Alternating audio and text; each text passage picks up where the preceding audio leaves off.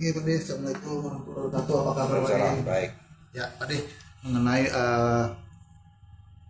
wacana pertemuan Megawati dengan Prabowo dan itu disebutkan langsung oleh Puan Maharani dan beliau langsung mengatakan bahwa pertemuan ini mengatakan bahwa Megawati akan bertemu sebagai pemenang presiden, artinya presiden terpilih gitu, artinya Bisa ya.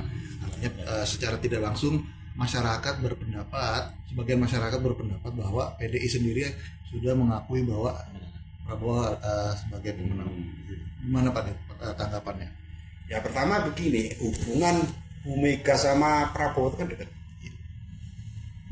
Jadi tidak pernah ada perselisihan politik antara seorang Prabowo dan seorang Megawati, itu yang harus dipahami oleh masyarakat. Bagaimanapun Megawati Prabowo pernah berpasangan untuk maju di dalam Pilpres. Bu Mega presiden, Prabowo wakil presiden tahun 2009. Mega Bro. Suka tidak suka itu pernah terjadi. Dan hubungan sampai hari ini setahu saya baik-baik saja.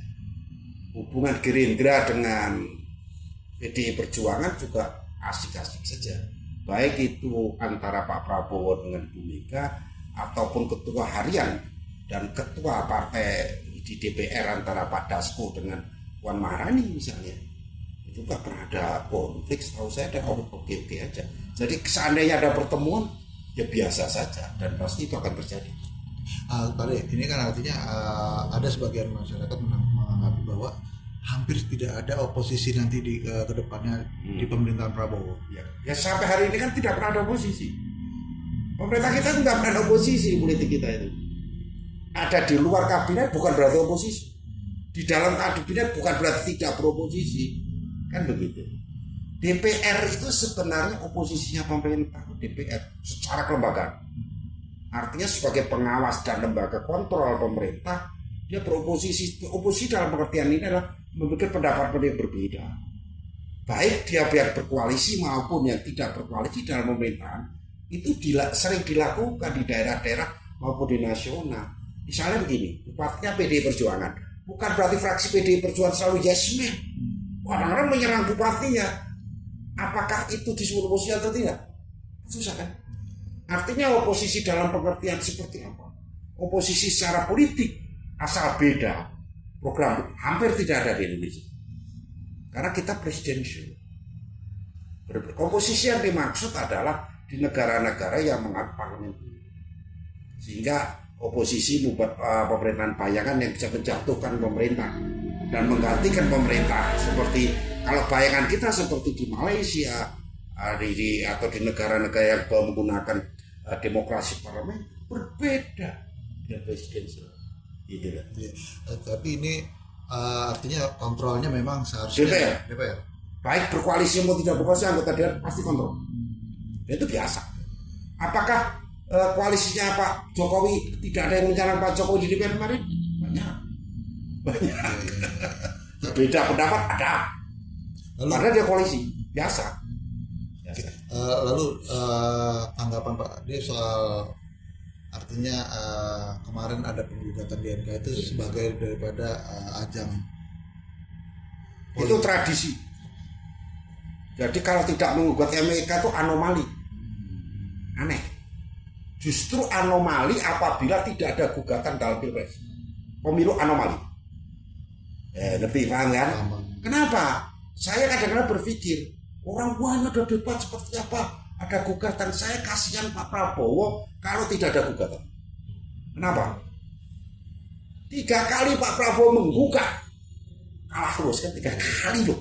Dengan bersama Bu Mega menggugat Pak SBY. Kemudian tahun 2014 menggugat Jokowi, 2009 baru. Sekarang Pak Prabowo menang nggak digugat apa nggak kasihan?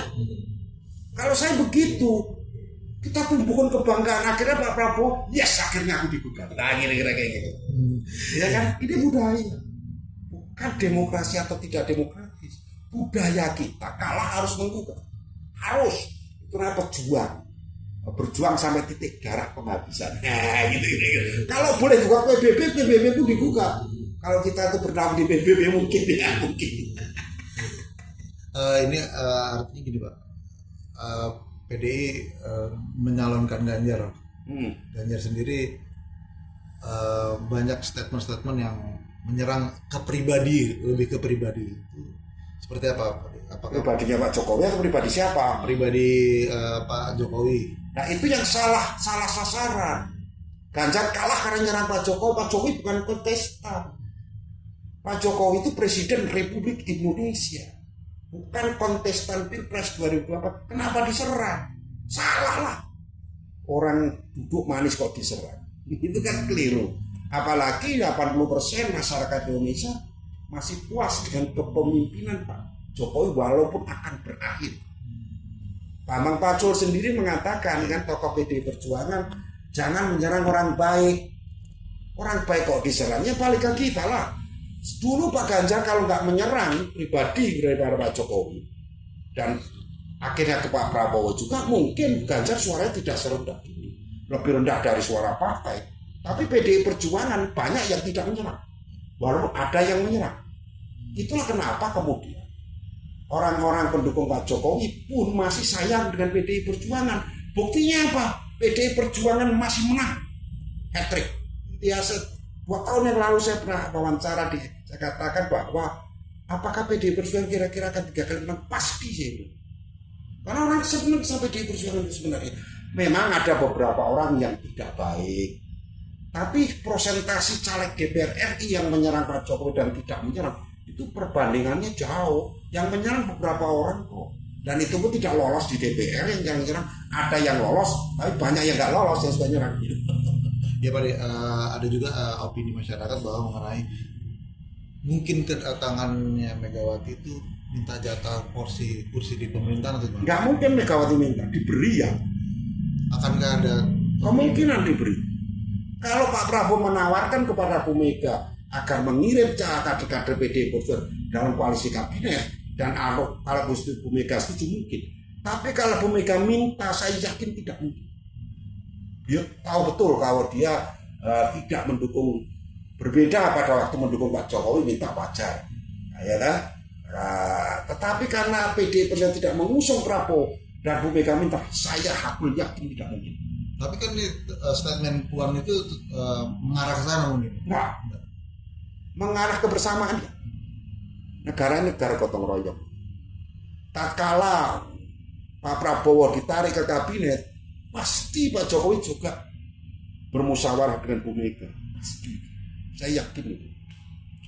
Artinya Pilpres 2024 menurut pandangan Pak D seperti apa? Karena Prabowo sendiri sudah dibeli kartu merah oleh begini. Semua partai pernah berkoalisi dengan Pak Prabowo kecuali PKB, Nasdem. Hanya dari 8 pemenang parlemen sekarang ini, 6 partai itu pernah berkoalisi dengan Gerindra dan atau Pak Prabowo. PDI Perjuangan pernah berkoalisi di 2009, PKS pernah di 2014 dan 2019, Demokrat sudah, Nasdem dan PKB yang belum menang. Gitu loh. Jadi kalaupun misalnya tidak diajak di parlemen, di kabinet, harusnya Nasdem dan PKB kalau dari sejarahnya ya. Sejarah koalisi Indonesia antara Pak Prabowo dengan partai-partai politik atau Gerindra dengan partai-partai politik di forum nasional itu pernah terjadi dengan semua partai kecuali Nasdem dan PKB. Terakhir Pak, harapannya dengan pertemuannya nanti yang belum ditentukan tanggalnya dengan untuk pertemuan Megawati dengan Prabowo itu seperti apa Pak? Ya harapan saya semakin cepat semakin bagus. Adem. 2 pemimpin bangsa itu bertemu, makan bareng, itu aja rakyat udah seneng. Jadi melihat pemimpin-pemimpin rukun itu rakyat udah seneng. Nggak usah lah rakyat itu dijadiin macam-macam, dikasih senyuman bersama antara pemimpin itu udah tenang. Jadi untuk menciptakan ketenangan masyarakat itu gampang. Sering-seringlah para pemimpin itu menunjukkan kebersamaan, maka rakyat akan mengikuti itu. Sederhana.